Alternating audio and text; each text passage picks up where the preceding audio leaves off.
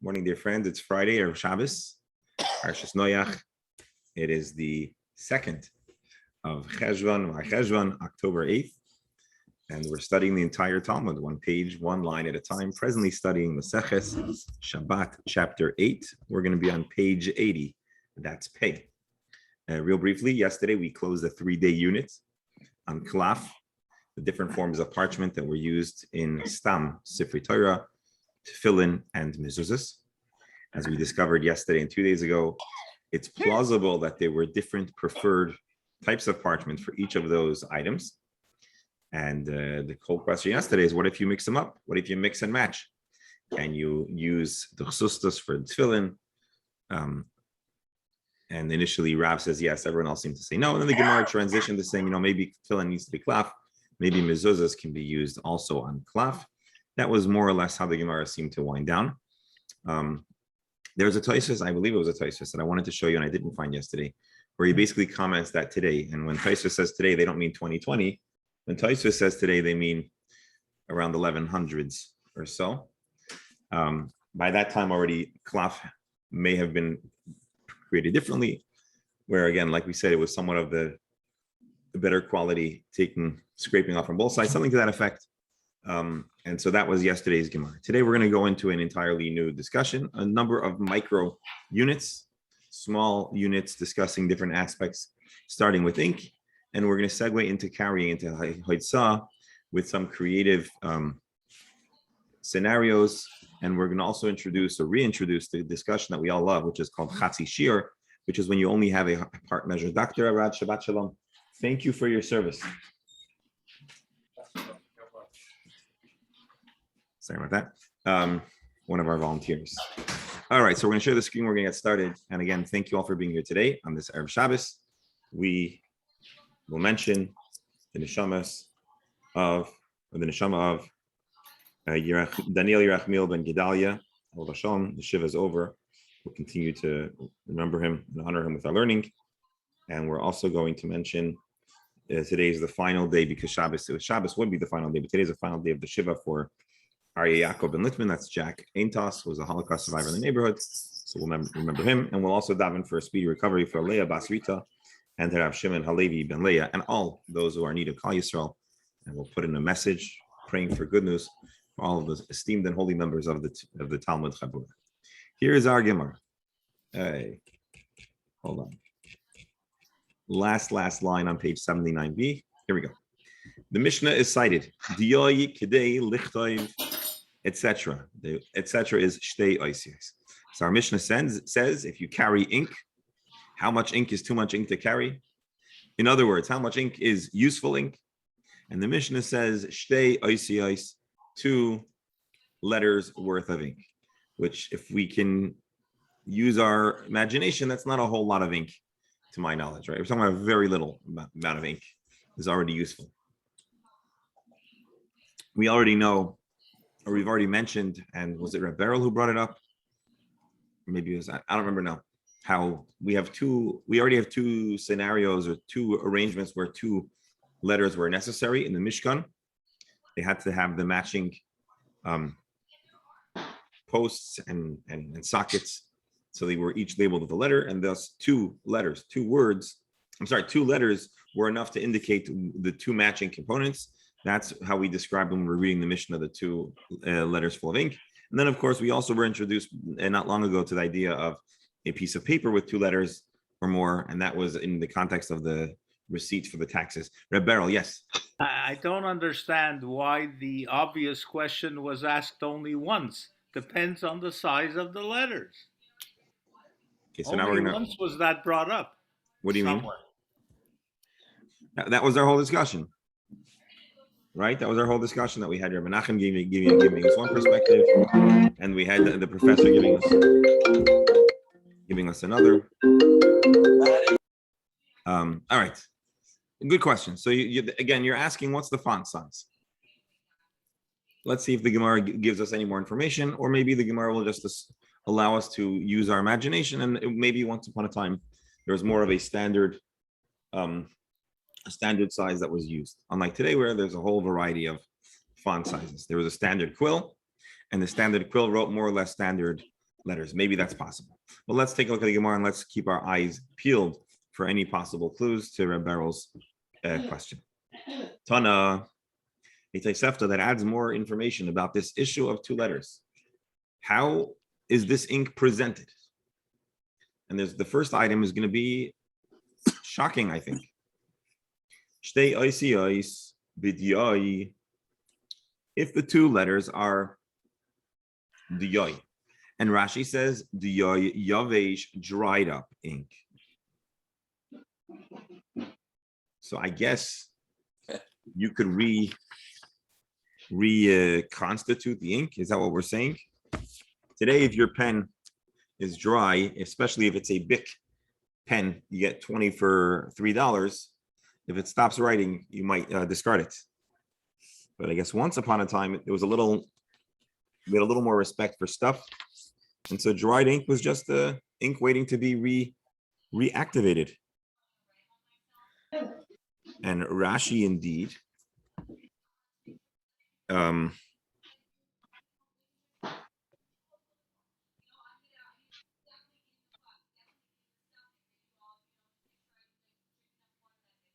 all right, not over here, but I believe so. I guess the pshat is obvious that you'll reconstitute it, you'll reintroduce moisture or water, and the ink now becomes good ink. It's plausible that many inks started out dry. They started out as a powder of sorts that were mixed with water to be able to be written with. And so therefore, dry ink is considered very good, useful ink. Beryl? Sorry, but it's the same question with the dried out wine. Mm-hmm. Or at the very least, we understand that something dry doesn't mean it's garbage in the perspective of the Mishnah. The Tosfos Harash challenges this interpretation, and he says no. When it says b'diyah, it doesn't mean that it's dry. It just means you're carrying it on its own.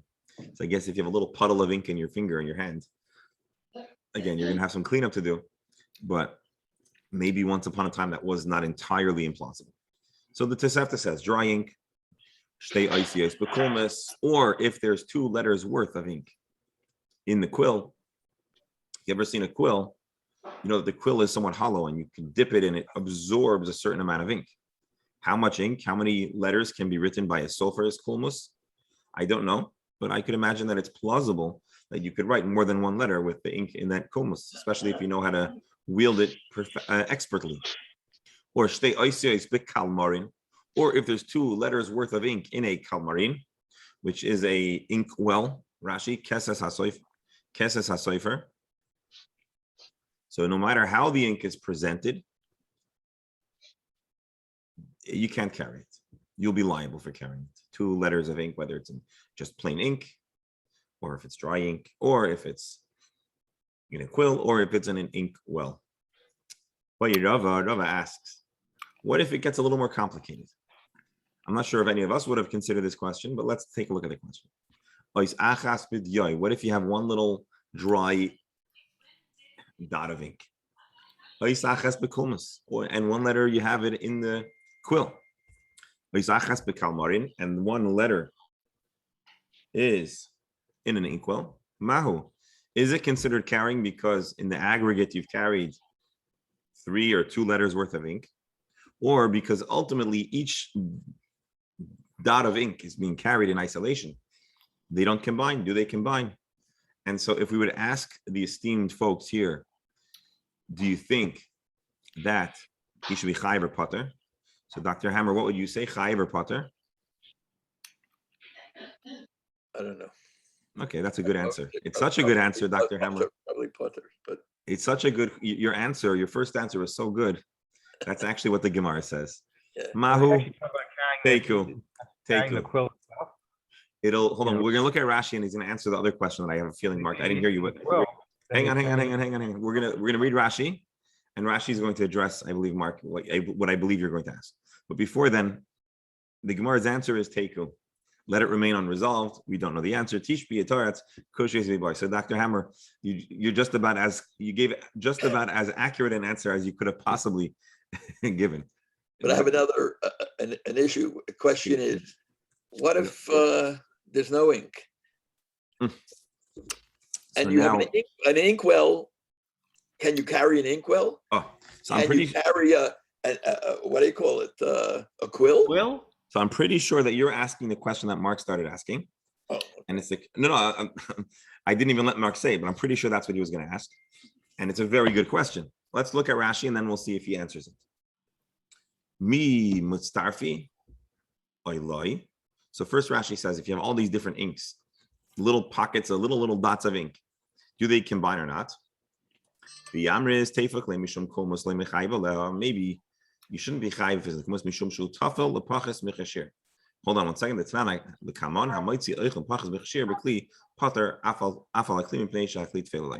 The halacha says as follows, and Rashi just said as follows: if a vessel is dedicated to carrying something else, the vessel is non-existent absent the item that it is carrying, the item that it is transporting.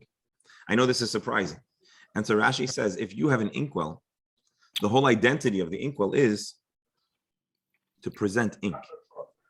And so suppose the ink that's inside the inkwell is allowed to be carried, that heter would extend to the inkwell, if it would.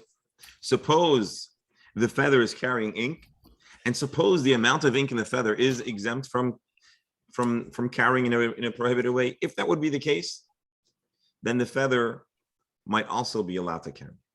And this is such a concept. Would the issue of muktzah relevant here?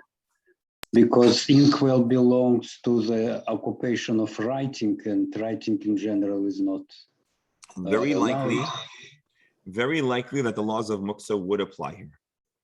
Our question here is a different question, though. Is there a biblical transgression?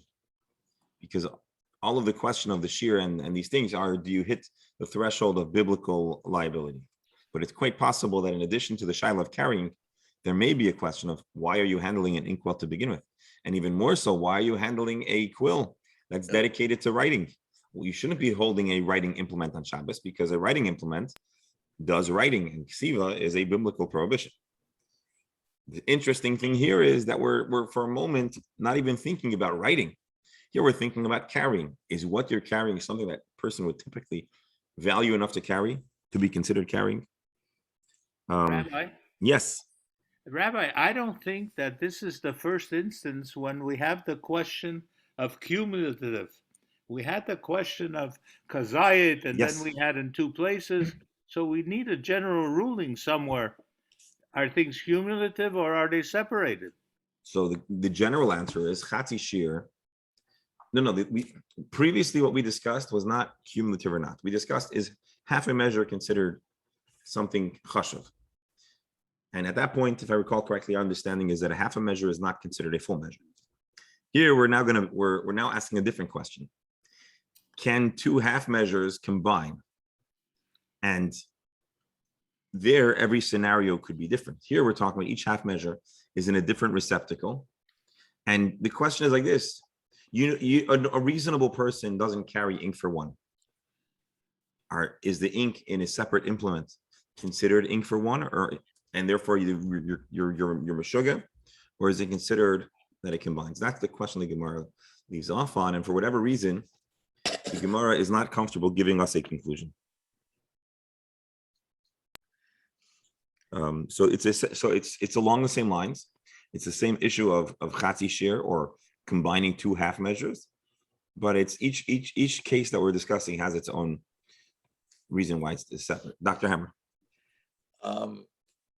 Just thinking about not the size of the letters, but the quality, the legibility, the readability of the letters. In other words, if we're talking about dried ink and then you're going to add some liquid, probably water, and we know from watching a sofer that and using pens that we used to use with ink pens that in the beginning, when everything is full, it's dark and everything. Now, when you're getting towards the end, the letters don't come out as clear. They're not as full. You're going down to an empty cartridge or whatever of ink.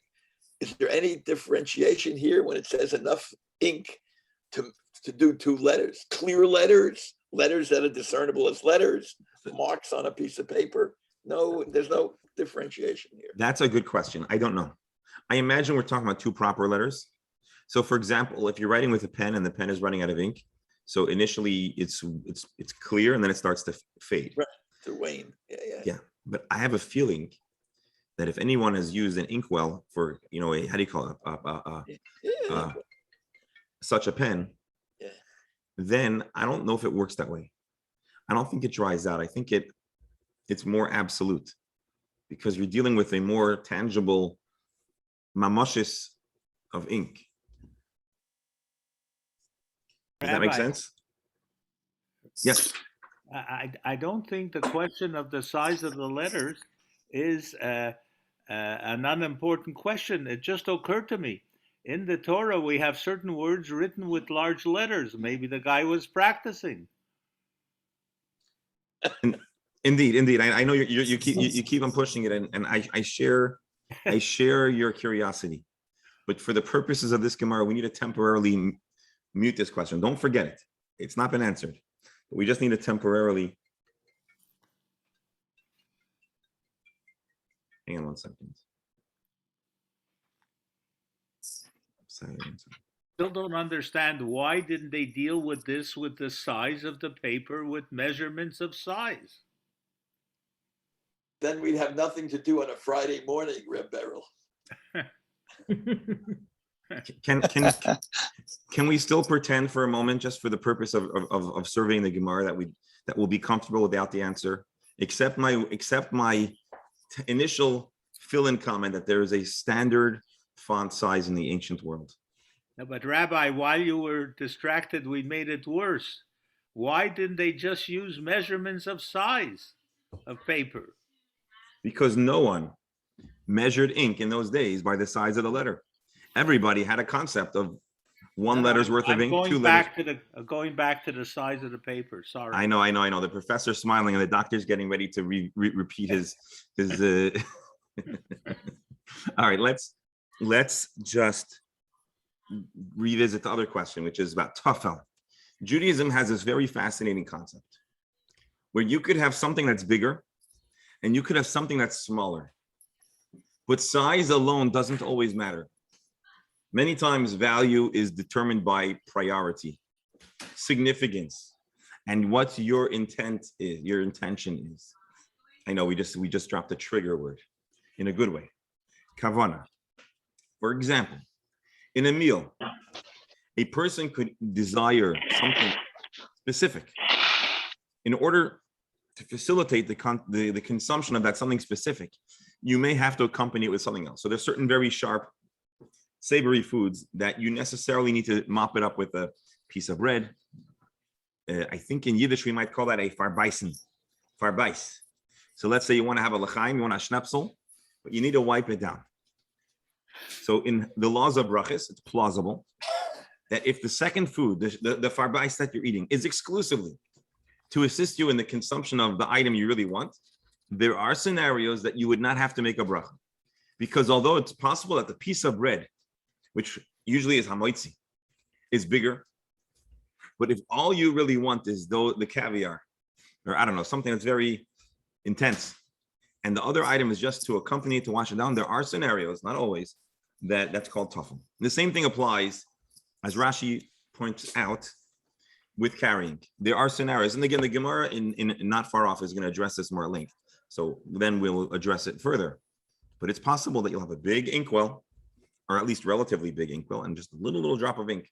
But the issue that we're examining now is, do you value the ink? Because in inkwell, usually without the ink, isn't worth much unless you're an inkwell salesman. So for the purposes of the average person who's carrying their ink, all that matters is how much ink is in the inkwell. And the same thing for the feather.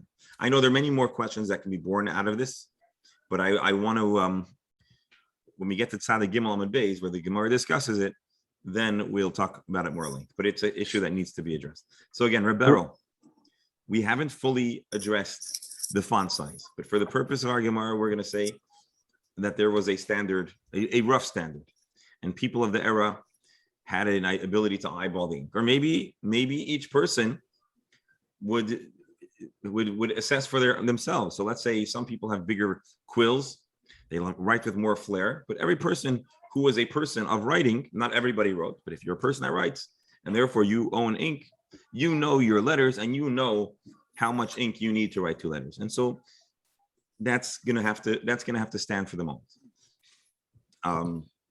Any other comments before we continue in the Gemara? Yeah, what I don't understand is the fact that you have to carry an inkwell, because an inkwell is big. Heavy. Well, it's not heavy. that, hold on. How big is it? It's probably about this size, about the size of An egg. a circle, Right. and it's about 2 inches deep. I mean, we had that in school. I remember Right. that many years ago, and the pens they had in those days was just a nib, so you'd have to dip that nib into that pen, that nib into the ink Right. to write, Right. and that would probably allow you to write 2 letters. Right. So So let me I don't ask understand you, the Alan, whole if you- concept here. Alan, hold on. So if you were a student and you were using an inkwell, after a few days in class or after a few years in school, wouldn't you have a pretty good concept of how much ink wrote X amount of letters? You'd have a concept, right? It becomes second Yeah. nature. I brought a sentence, Okay. a small sentence. So after using that consistently, you become very good at assessing your letters. So we can actually apply to the question in the context of the ink and the inkwell. We can apply the 2 perspectives of Professor Stern and Dr. Stamler. Either Lashitas, the professor, there is an approximate size and everyone's able to eyeball it. And I think that's I may be mixing up the 2 shitot. And according to Dr. Stamler, every person has their own standard and every person can figure out their standard. I think I may have reversed the shitot. I understand. I may have mixed up the two opinions. But I think that I could add to this that probably the basis of our question is that in our world, we have measures around us ready. Like in every house, there is a tape, measuring tape, or a measuring cup, or other devices that allow us to express our quantities in numbers. But at those times, probably they didn't have rulers in every house. So they had to develop approximate intuitive measures of what is what because of the state of technology. And that's what we're being called upon in this Gemara, to have that. But you still have to carry a bottle with you. Yeah, I think, Rabbi, that's where we're getting sidetracked. We're more worried about the inkwell, and So I think the did you hear inkwell my- is just being used here as an example of amount. So did you hear what I shared about Tafel and Iker, the primary and the secondary? Yeah. So that it's a surprise.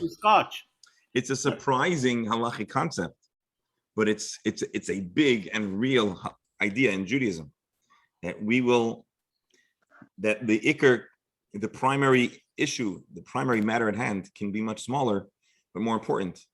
I think today we can appreciate this idea of Iker and Tafel in a much greater way than once upon a time.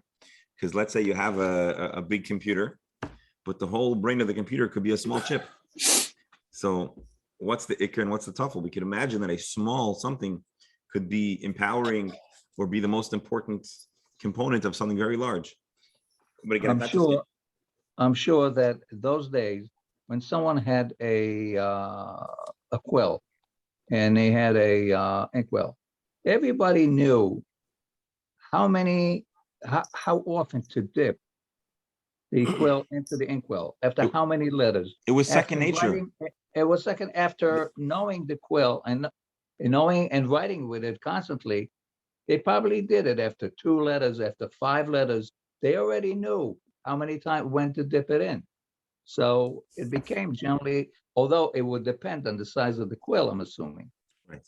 But I'm sure they developed some kind of a standard. Yeah. You can see it today, even if you go watch a sofer or work, and especially in Israel, they're going to do your name on a piece of parchment or whatever. The guy doesn't even look. Every 3 letters or whatever, he's dipping, and whatever his cadence is. You're right. A person knows his own regimen. I happen to have a collection of inkwells and pens that, not quills, but and basically the tip is standardized. It's a certain size. You may have a different holder, but the tip is generally around the same size. So that's very helpful. That's very helpful. Rabbi, do you have images of inkwells from the olden days? In We a should book ask. or- We should ask Rabbi Menachem if he has them nearby. The question is, what do you call the old days? If you tell me, recent history when people were using them, then I do. But if you ask me to go back to 2,000 years ago, I do not. Well, we're talking about that. Yeah. We're talking about those times. There you go. Oh, yeah. Alan, although I I never have a few used of the those. inkwell that you talked about, okay? But Yeah. in schools that I went to, the yeshiva, all of the desks had, a hole. Yeah, and so the did we. holder- But I'm saying we didn't use them because I'm maybe a couple of years younger, but it was there. All the desks had it. And so everybody had their own purpose, what they wanted to do with the inkwell or whatever, but they didn't use it in those days with ink. already. You know what's fascinating is so we have, like many generations, our collective memory covers a little bit of time. And so we're talking about people that use inkwells. And I have a feeling it's not just age. It probably also has to do with like the geography and the region and and also the schools. The Jewish schools probably didn't have in those days the means to buy the newest desks. So they were probably buying secondhand desks that were from institutions. So we have people that use inkwells. We have people that remember the holes in the desks. And then when I was a kid, they were transitioning. We had chalkboards. I mean, probably in your, but I lived to see the transition from chalkboards to dry erase boards. Today, they don't use dry erase boards either, for the most part. They use green computerized boards. So we're talking about how rapidly technology evolves to the point where if we'll ask someone today what the hole in the desk is, they probably will not be certain to what you are referring. Rabbi, I'm so That's pretty old. I right. remember in school we were not allowed to bring a ballpoint pen. Really? Yeah. I love that. That's fascinating. Ernie, in your days, they didn't even have ballpoint pens. At the beginning, for sure not. It's not an insult. That's so interesting. And And today people wouldn't consider a pen that's not a ballpoint pen to be a pen at all. No, it was a pen that you had a lever to pull ink into the cartridge. There's lots of steps along the way. Wow. So you see, Rabbi, in all those bottles, if you would just carry a drop of ink, enough for 2 letters, Mhm. I mean, you wouldn't see the drop because the ink would spread along the base of the So that's actually a very good of the question. container. I was wondering the same. Is it the amount of ink that will allow you to write 2 letters? Or is it the amount of ink that would have been spilled upon 2 letters, right? That's right. Because Yeah. the amount of ink that it takes to fill your quill and then to write two letters is less than the amount of ink that's actually on your sheet of paper. I have a feeling it's the amount of ink that enables you to write 2 letters. But that is something that I was thinking about, especially as I was afforded the opportunity to better visualize the inkwell and the dynamic between the inkwell and the pen or the quill. And so that's certainly an interesting thing to consider. My impression is that it's the amount of ink to actually write. Well, anyways, I think we've seen a lot of pictures of inkwells and pens. And today, most kids, myself included, our exposure to such a pen was limited to bar mitzvah gifts of a fountain. What's it called? A fountain pen? Yeah, that's right. That's what we used to have. Yeah. All Rabbi, I right. still have a Waterman's fountain pen. Right, the fountain. Rabbi, you're so young that you probably think from your schooling that a ruler is for a math teacher rather than for a Rebbe to get kids to behave, which happened in my era. Yes. I never experienced the ruler other than in the context of measuring.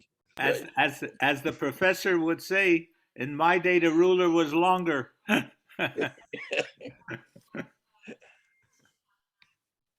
All right. This class should be mandatory listening for. Anyways, okay. We have 2 purposes. We have the learning and the entertainment. Absolutely. So just before we continue, Tosfos makes an important comment here, just not to move away from this interesting discussion. I find it fascinating. What about two quills? Why doesn't the Gemara ask about two quills? It just asks about a quill and an inkwell. So Tosfos says Shnei Kolmas and Starfi. It was two different pens that would actually combine. Here we're talking about two different technologies, two different implements, two different holders, and that's where the Gemara has a question. So there we have it. Teiku. It remains unresolved. Let's see the next scenario, which is similarly perplexing. Amar Rava further comments on this topic of ink and dividing it up. You carried out ink sufficient to write two letters. And the guy's walking, and he says, "Oh no, I'm carrying my pen with my quill with ink, and I don't want to be carrying on Shabbos." So he thinks he's a chacham, and so he takes out a little piece of paper and he starts writing. He writes a letter. Now that he's written a letter, he only has one letter of worth of ink left in the quill. Is he chayiv? So I'm sorry. Here, hold that thought for a second. He was carrying two letters and he wrote two letters. He wrote it all out on paper. As he's walking, hold on. Listen carefully. Chayiv. He is chayiv. Chayiv for what? So Mark, what is he chayiv for? For writing. Oh, no. I know that's what we were thinking. He is chayiv for writing. But here we're asking in the context of carrying. Has he carried? So ironically, he thinks he's doing a save. He's just giving himself a second malacha. But he was carrying a piece of paper big enough for two letters, so that's also chayiv. Okay. Good. Maybe he wrote it on his hand or on his clothing. I don't know. It's a good question.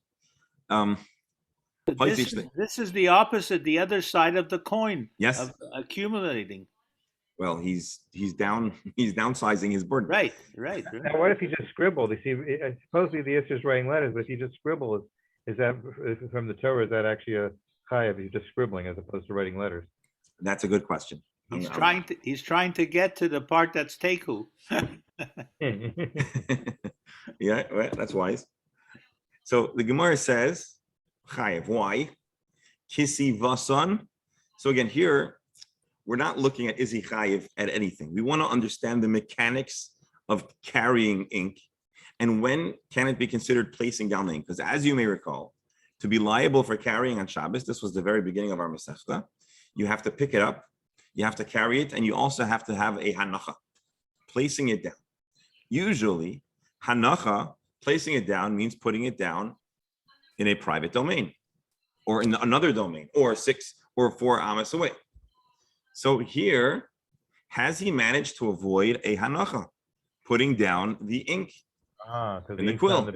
So he thinks, or one might think, that if he writes it while he's walking, so he'll never have placed down the ink upon in the rishus on the ground. Now, Mark, your question actually was a very wise question. You asked, what if he doesn't write letters? What if he scribbles? Let's say here we're talking about that he actually scribbled out the ink. Is that considered placing it out? So the Gemara says, Kisi vasan zu hi hanachasan.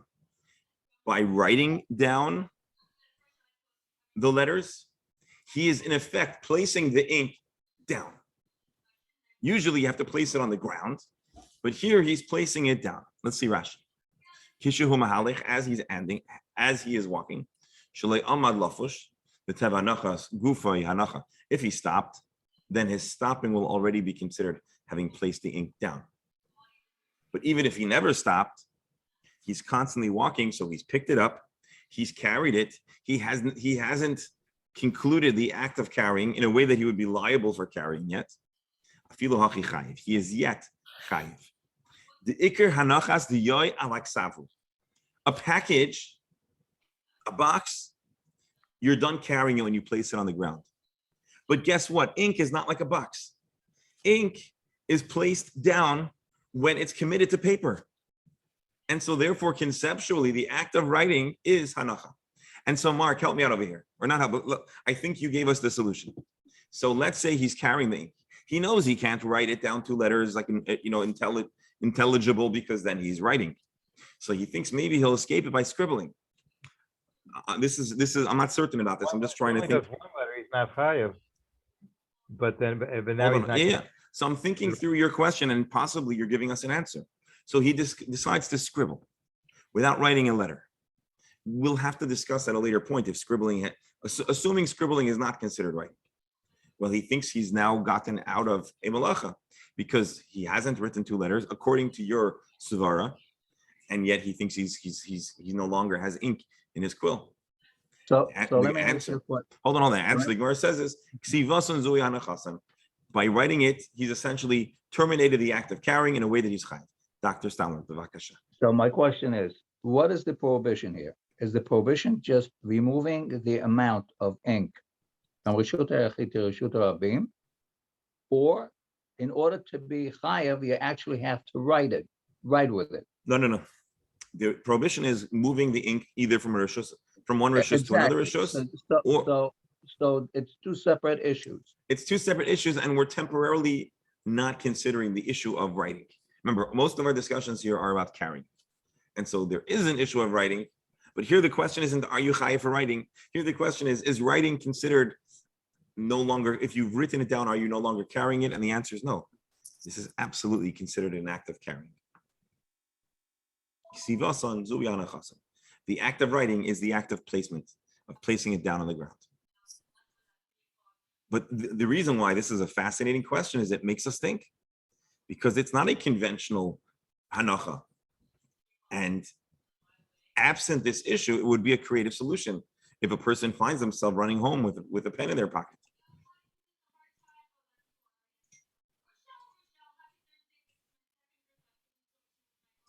Let's see the next scenario.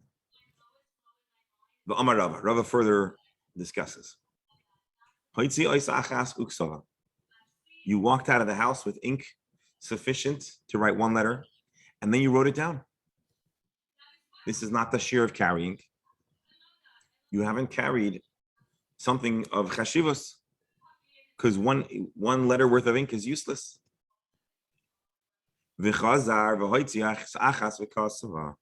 But then you went out again carrying another batch of ink without the full shear, uksava, and you wrote it, and you didn't realize somehow that this was something wrong. Potter. Now he is exempt from the biblical issue of carrying ink on Shabbos from one domain to another. Why? My timer. At the moment that he did the second act of placement, he does not have the first shear. The first shear is non-existent. Why? Hold on. Let's see Rashi, and then we'll think this through. As the ink dries on the paper, nechsar hashir, it shrinks. So this Rashi possibly is considering our question about how much ink is in the ink well. But anyways, when you write down the letter, nechsar hashir, the moisture partially evaporates, causing the ink to dry in the paper. And so when he wrote down the second letter, the second act of carrying, where we want to consider, okay, now he's effectively carried sufficient ink that in aggregate would write two letters.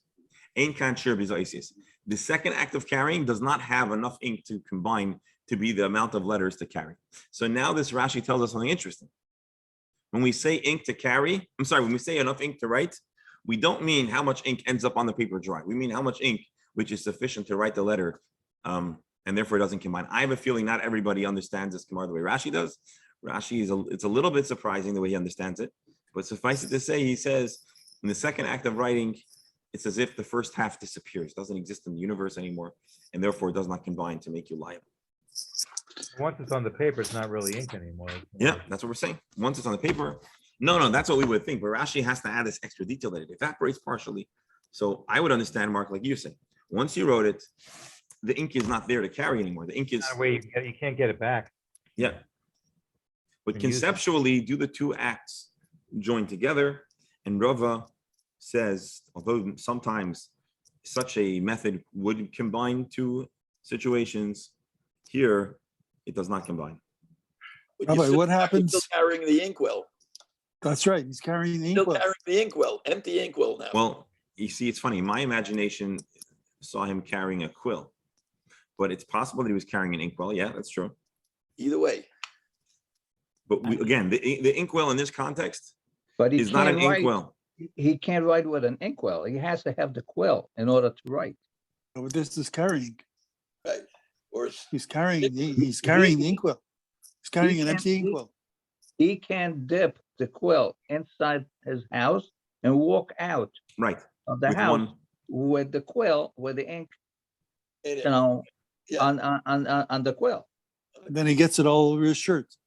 So, And so that's a I'm different wondering, about this guy carrying inkwell, quill, writing two letters, is very worried about the rules of Shabbos. so actually, he's not interested. He's not worried at all about the laws of Shabbos. So much so that the Gemara says behelam achas, or was it Rashi who says it?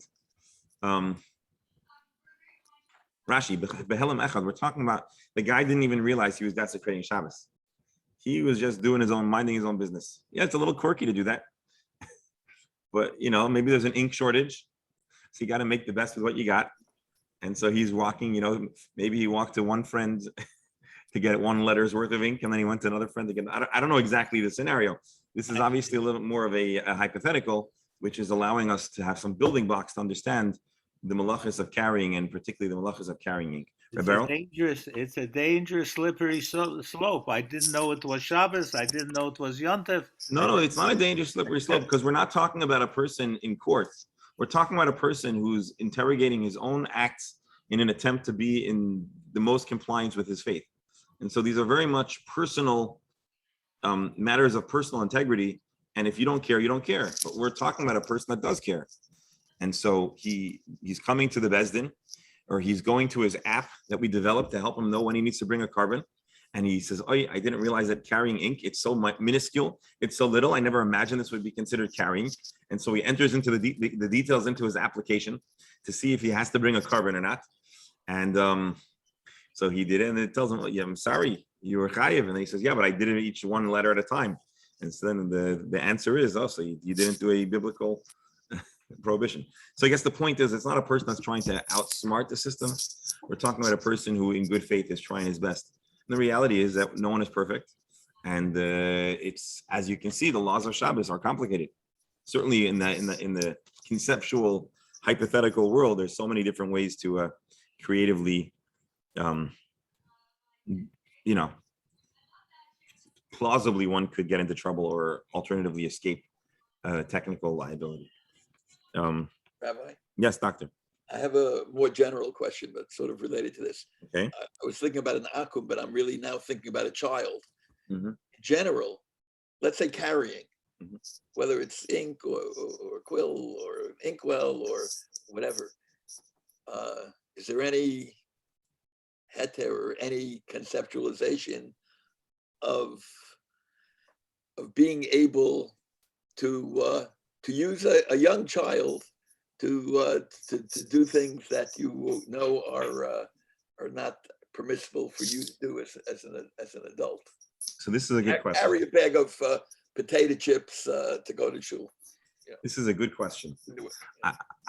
I don't want to give you an absolute answer because it's a different topic. It's really a different sugya. Suffice it to say, it's complicated. There may be scenarios where a young child can be, well, certainly a young child who's before the age of chinuch can be allowed to do a kind of malacha that's, schlepping around, an inkwell, or, my 2-year-old hits the toy that makes the music. We don't put her into timeout. Let's go. Don't make her bring a carbon. The question is that it's a complicated question. At what age may one allow the child to do malacha? At what question may one lechatchila depend on them? And then at what age, because of a responsibility to educate a kid to be Shabbos practicing in their adulthood, does one no longer allow the child to do malacha, although they're not going to be culpable to bring a carbon as an adulthood? So it's a complicated question. I'm punting on it, but it's a good question, and there are many variables that would influence the answer to that question. But it's a good one. And then there's another question, which is, and let's say the kid does it, he may be technically off the hook for the issue of Shabbos, but once we finish this whole discussion, which is essentially how much carrying is considered a biblical problem, we could then re-examine and say, okay, does that mean we should be doing these things? And many times the answer is no. As a matter of fact, you may recall that we said that in the laws of Shabbos, many times, pater doesn't mean do it. Pater aval aser. You're exempt from the most severe biblical prohibition, but one still ought not do so. And so it's good to remind ourselves that when we say pater here, it's not saying go ahead and do it. Go do some kind of shtick with carrying, one ink's worth of ink. That's not what we're saying. Certainly according to Rashi. Here, one second. You know what? Here, I'm going to end just a few minutes early, but let's take a peek at the Rambam first, as he codifies this discussion. Hamoitzi diyoi ala kulmos. If you carry ink in your quill, shi'oroi, how much is a problem for carrying? Sufficient ink to write from it 2 letters. I want to just point you, the Rambam is very, very precise in his language. And if you notice, he writes kedei lichtoiv mimenu, to write from it. I think the Rambam is addressing Alan's question of 2 letters worth of ink in an inkwell is more material of ink than the amount of ink on a piece of paper. And I think the Rambam is very subtly answering Alan's question with that thing mimenu. And I think Rashi in his comments about how ink dries up is really also weighing in on Alan's question. He just read my mind, that's all. Who, the Rambam? Sure. Yes. Well, Good actually, friend of mine. Alan, respectfully, because you came just a few years after the Rambam, it's more likely that you were mechaven to the Rambam's wisdom, which is also not a small feat. So, but suppose the person is carrying ink all on its own, or it's in an inkwell. I'm sorry, you see, I misspoke. The Rambam now explicitly says your position, not just alludes to it, but he explicitly says there needs to be enough ink, not just the amount of ink on the paper, but you actually can carry a drop more ink if it's in an inkwell, because it needs to be enough ink to go from the inkwell to the quill to the paper and then have 2 letters. So, Alan, not only does the Rambam allude to you, like I initially tried to, the Rambam explicitly says, Alan, I hear your voice, I hear your question, and asked and answered. What if the ink is divided up between different vessels? A little ink in a keses, in the inkwell, and a little bit in the kulmus.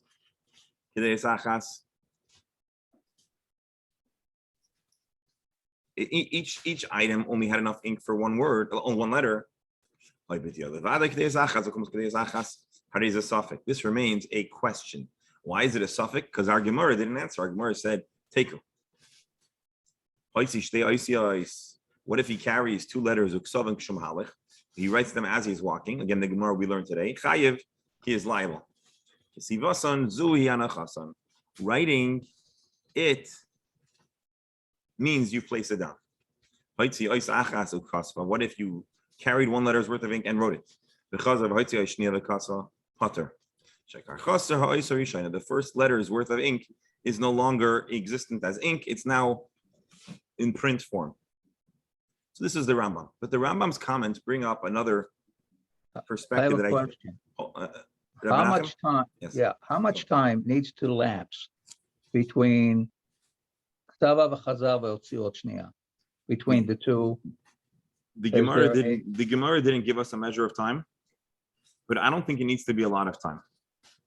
And I think according to So theoretically, you can write a whole paragraph, 1 letter at a time, without being chayav. for carrying, not for writing. No, There's yeah. Here we're focused. So you may not be considered carrying ink, but you can't write 2 letters for the issue of But what happens even with writing? If you need even write in order to write, you're chayav on writing, you have to write 2 osiot. Okay. So if you write 1, so the same concept should apply here.